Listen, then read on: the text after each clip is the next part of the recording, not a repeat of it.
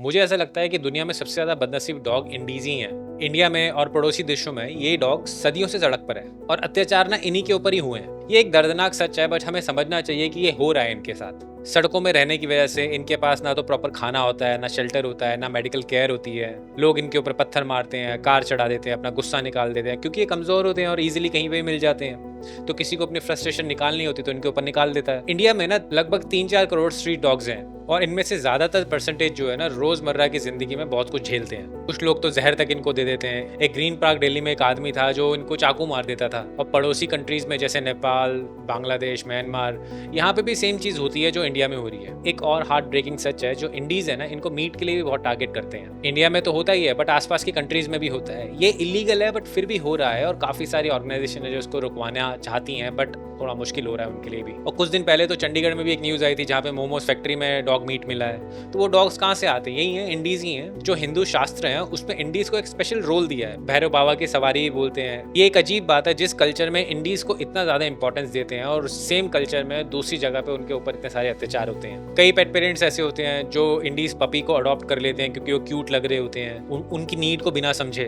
But जब same doggy बड़ा हो जाता है, उसकी एनर्जी बढ़ जाती है और कुछ बेसिक उसकी रिक्वायरमेंट बढ़ जाती है, तो वो ट्रेनिंग देने की बजाय ना उसको सड़क पे छोड़ देते हैं। और ये चीज़ अभी से नहीं हो रही है, बचपन से देखते हुए आ रहा हूँ मैं, आज भी लोग ऐसा करते हैं। एक स्टडी के अकॉर्डिंग पिछले 10 सालों में इंडीज़ का जो अडॉप्शन रेट है ना 40% बढ़ गया है। लेकिन उतने ही अबैंडनमेंट के इश्यूज भी बढ़ गए हैं, क्योंकि जो नए पेट पेरेंट्स होते हैं ना उनको समझ नहीं आता है कि उनकी नेचुरल पर्सनैलिटी क्या है, क्योंकि कहीं पे डिटेल दी ही नहीं है। तो एक ये भी बहुत बड़ा रीज़न था कि मैं इस वीडियो को बना रहा हूँ, ताकि मैं चाहता था कि ज़्यादा से ज़्यादा इंडीज़ की जो मेरे को इन्फॉर्मेशन है वो मैं शेयर कर सकूँ आप लोगों के साथ।